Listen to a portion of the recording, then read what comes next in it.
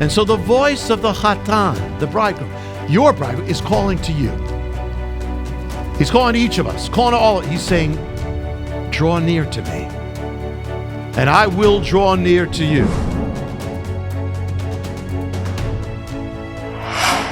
Isaiah 7, which is where this is from, which says the virgin will be with child. Isaiah 7, there. Now the situation here is one of where the northern kingdom has joined an alliance with a foreign power to go against Judah, the southern kingdom. God says it will not stand. And he goes on, he says, for the head of Syria is Damascus, and it shall be broken. Goes on, verse 10 and 11. Moreover, the Lord spoke again to Ahaz, said, ask for a sign of the Lord your God. Ask in the depth or in the height above. And then it says, verse 12, Ahaz the king says, I won't ask, I won't tempt the Lord. Verse 13 says, listen, you house of David. Is it a small thing for you to weary men that you'll actually weary God? In other words, God's saying, ask for a sign. Ahaz says, I will not do that. And now God's saying, listen, you're getting me here by saying this. I have told you, ask for a sign. Now, then it goes, therefore, here it is. This is where it comes. The Lord himself shall give you a sign. Behold, a virgin shall conceive and bear a son, and shall call his name Emmanuel. Well, that's where it comes from. Now, a virgin shall conceive, and we say, oh, is that talking about Jesus, right? Okay, but here's the problem, or here's the challenge. How could a birth 700 years later be assigned to Ahaz, who was long dead? What does the virgin birth in Bethlehem have to do with the northern kingdom of Syria or the southern kingdom? How could it be a sign of promise that God's going to protect them when the kingdom was long gone by the time of the birth of Jesus? Goes on. Verse 15 says, butter and honey shall he eat, the child, that he may know to refuse the evil and choose the good. For before the child knows to refuse evil and choose good, the land you abhor shall be deprived of both her kings. All right. So he's saying that before the child gets to this young age, the whole attack's going to be gone. The kings are going to be done with. So the problem or the challenge is, how would this apply to Bethlehem? Because this is much later, how does it do that? So how could it be that? Further, when you read onward, and we're going to answer this, so don't worry, but here it is. Isaiah 8 says, it goes on, moreover the Lord said to me, take a large scroll and write on it with a man's pen the words, Mahar Shala Hashbaz, everybody.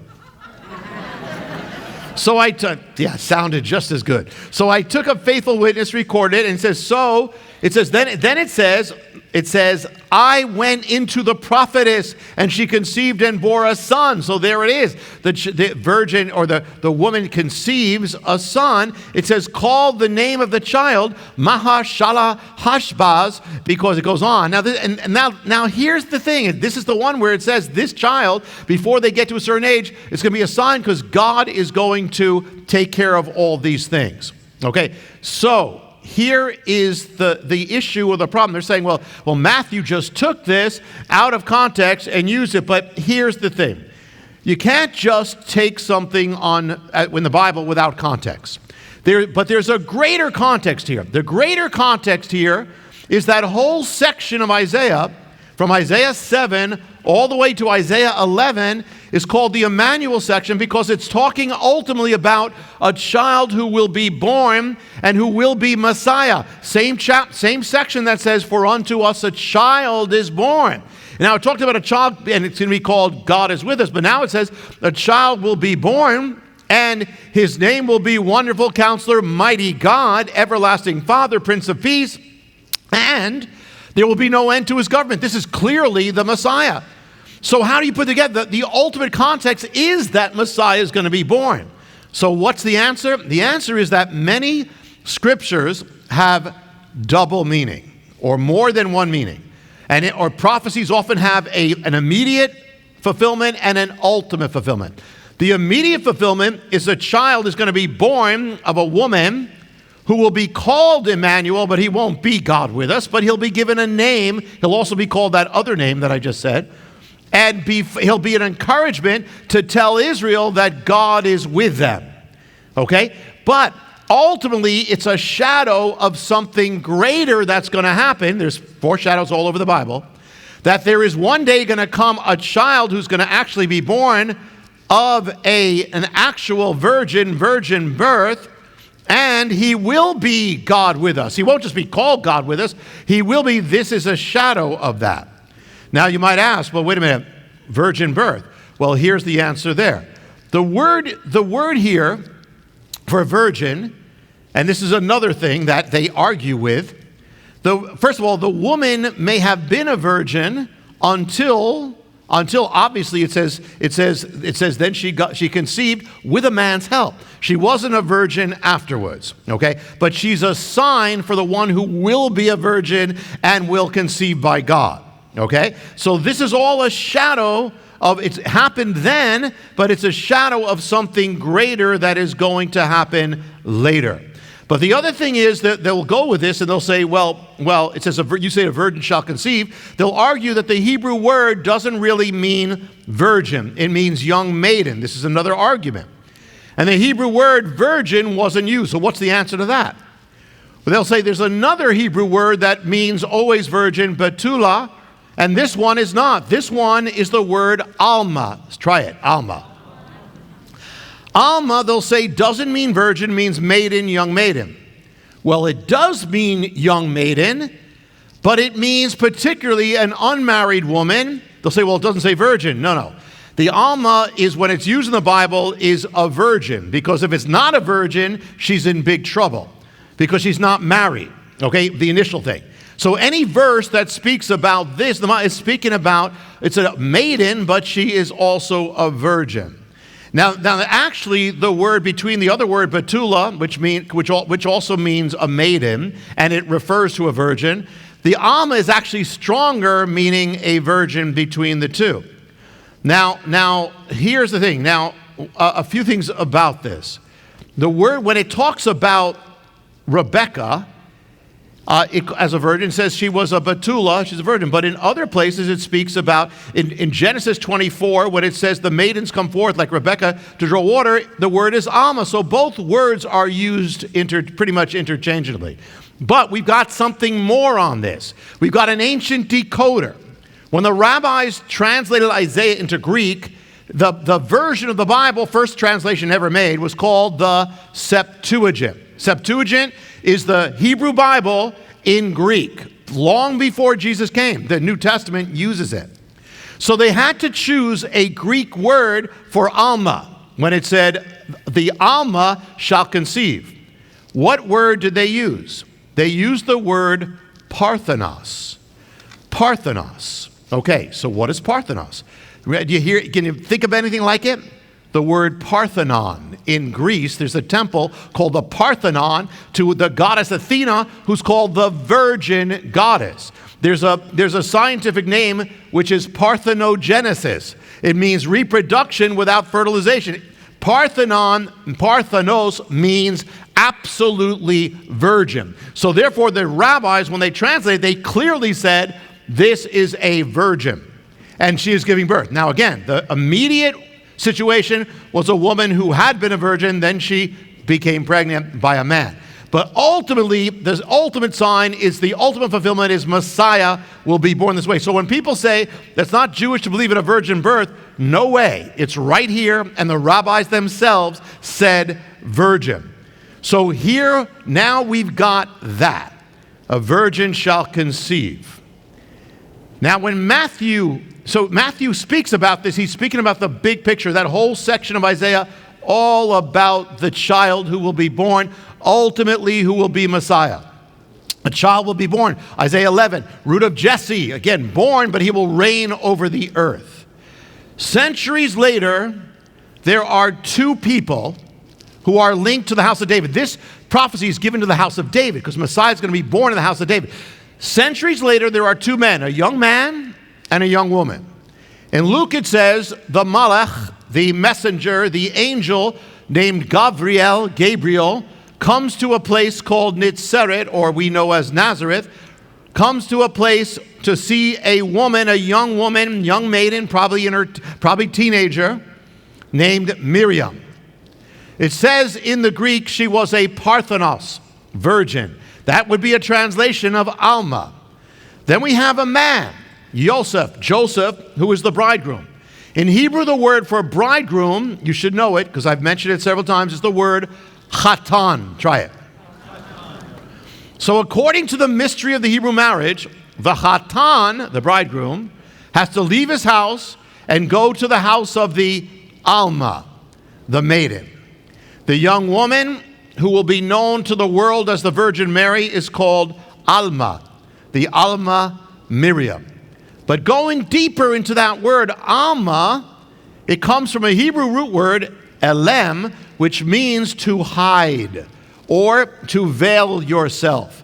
An Alma, back then, is one who kept herself hidden in some way, who is veiled because she often veiled herself to protect herself from men until the time of her wedding. Remember Rebecca, when she's on the camel and she is coming to Isaac, sees him for the first time, it says she veiled herself. And probably, so, kept herself hidden. Not that she was afraid of him, but it was the proper thing at that time. So even the other word for virgin, betula, comes from a root word that means separated. So Alma means hidden, veiled, all about private. The Chatan, though, the bridegroom, he's very different. He's not protecting himself. He doesn't keep himself separated. He's the one who pursues the woman most of the time, comes over to her house, journeys to her, approaches her. And the time that the woman, the Alma, removes her veil is during the wedding, particularly. Actually, it's when the bride and groom see each other after being separated. They've been engaged for over a year. They see each other for the first time, usually at night during the wedding celebration. And the bride removes her veil. And they stand face to face. Why? To this day, in an Orthodox Jewish wedding, there's a special ceremony where the woman will unveil herself before the wedding or before the actual celebration or the joining. Why? Because of Jacob. He got married, and because of the veil, he married the wrong woman. He married Leah. So it became a Jewish tradition as a safeguard, put a little safety check on it, quality control. The bride must first remove her veil to make sure you're marrying the right one. Interesting, because even in non-Jewish weddings, often there's the removing of the veil for the kiss. Interesting. So in the biblical marriage, long before the wedding, the bridegroom make the journey to the bride's house to ask the woman if she will marry him and to pledge himself and promise himself to her. Joseph had to have done that. It's not recorded how he did, but he had to have done that in between the lines where he made a journey to Mary's house. Now, they both may have been journey might have been across the street, across the town, or across the land. But he had to make the journey. He had to go there because it says she was betrothed to him. That means that's the first part of the Hebrew marriage. He went there. They pledge each other to each other. And then they are as good as married, except it's not consummated. It's a little bit more than engagement. Today, engagement is I plan to be married. Here it is, you're considered man and wife, but you are not joined yet. They spend over a year getting ready for the marriage. The woman getting ready to leave her house, and the man and a new life. The man he's got to have a place for her. That's how it goes. But in that in-between time, between the first part of the wedding and the second part of the wedding, something happens. And it says that Mary was found to be with child.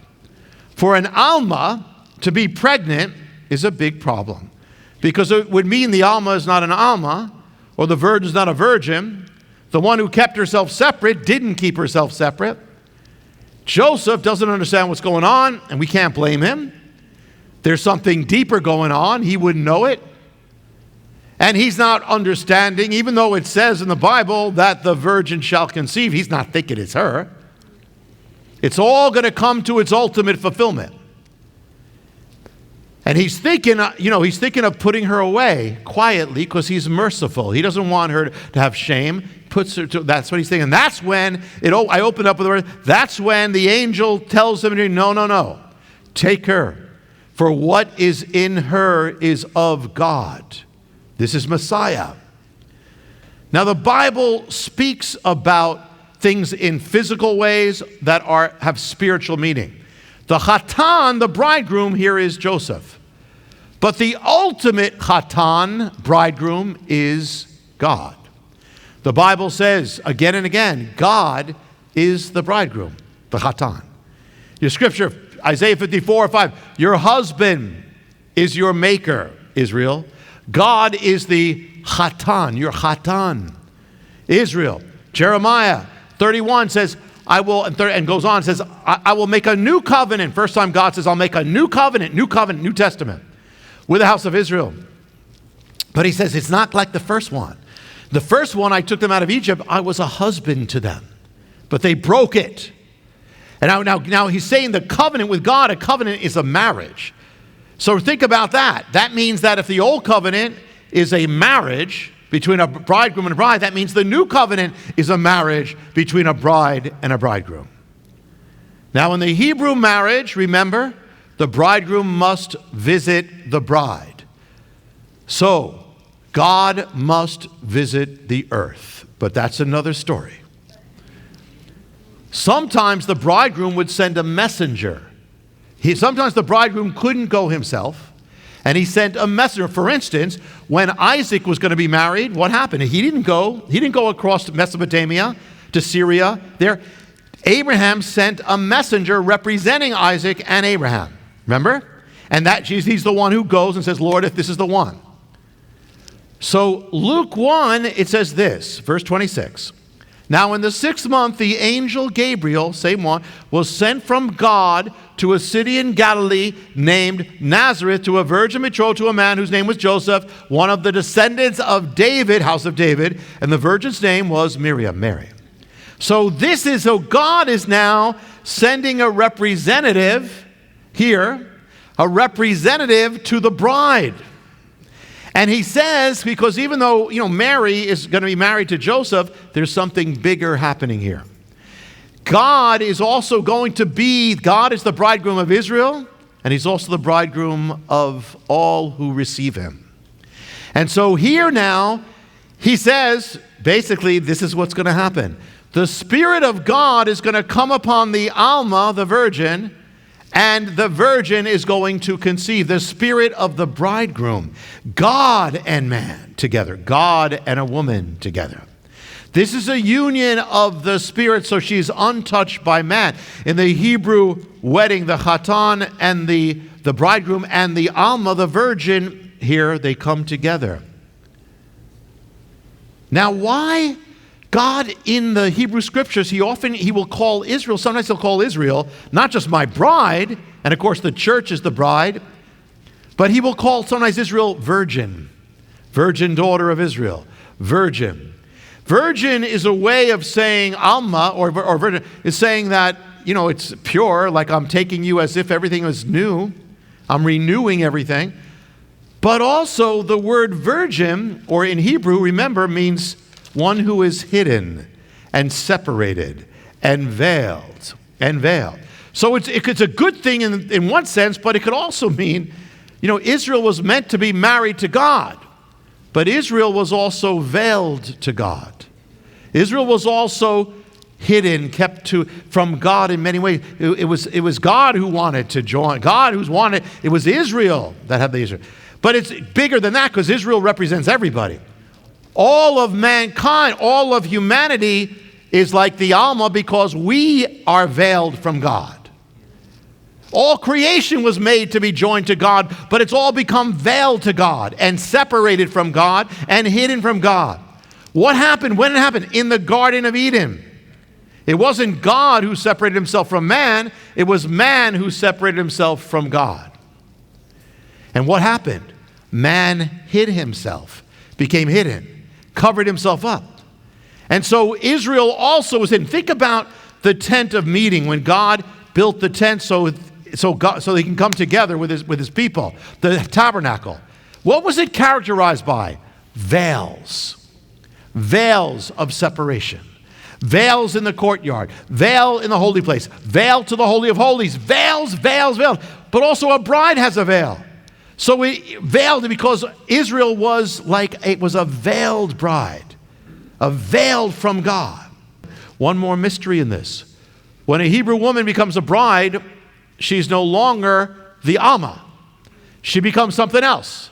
The word that she's called when she marries the man, or when it's consummated, she's no longer the Alma, she is called the Kala. Try it. So the Alma, separated, all that, had to come out of her house, comes, she's brought away, she's brought from her house by the friends. They carry the bride and groom away, and they take them to the house that the bridegroom has made for her. And the two stand face to face again, and she removes her veil for the final time. The two, they used to say, it's an interesting thing. It says, then we shall see face to face. Then we shall see face to face, and we shall become like him. And it says, but we with unveiled face behold him. And so she comes, and the two become one. Now there's no more Alma, there's no more separation. They're one. But her name is now Kala. What does Kala mean? Kala means, listen, it's the word for bride. It means literally the perfect one in Hebrew. The perfect one. The Alma, the separated one, now by being joined to the Hatan, the bridegroom becomes the Kala, the perfect one. You see, it's not about trying to be perfect on your own. You can't. It's like trying to be a bride on your own. You can't be the one you're supposed to be. It's about becoming one with him, and then you become who you're supposed to be. And he's calling them. You just have to bring it to him. It's not about you getting everything together. It's you come to him. You let him touch it. You become one. Your life, his life. You come, and you will become. What he does in you will be perfect. Not that you are, but you'll become perfect in him, in his grace. By what he does is perfect. And so the voice of the Hatan, the bridegroom, your bridegroom, is calling to you. He's calling to each of us, calling to all. He's saying, draw near to me, and I will draw near to you. Deep calls to deep, my heart, your heart. The deepest part of your heart is longing to be filled by only the deepest part of my heart. The Lord is saying, the bridegroom is saying to the bride, open up. Don't hide. Don't cover it up. Don't draw back. Let me touch you. Let me truly, for real, touch every part, especially those parts. The deepest part of your heart and life. Let me touch your wounds. Let me touch your scars. Let me touch your rejections. Let me touch all that broken thing. Let me touch all that, the sealed off, the veiled away, the secret things. Because what I touch becomes healed and whole and blessed. Let every part of you be touched and become one with every part of me, the Lord saying. And you will no longer be the Alma, the separated one, the veiled up one. You will be my Kala, my perfect one, says the Lord. This is Jonathan Cahn. Thanks for watching. The Josiah Manifesto and all my books you can get anywhere, Amazon, wherever books are sold. Shalom.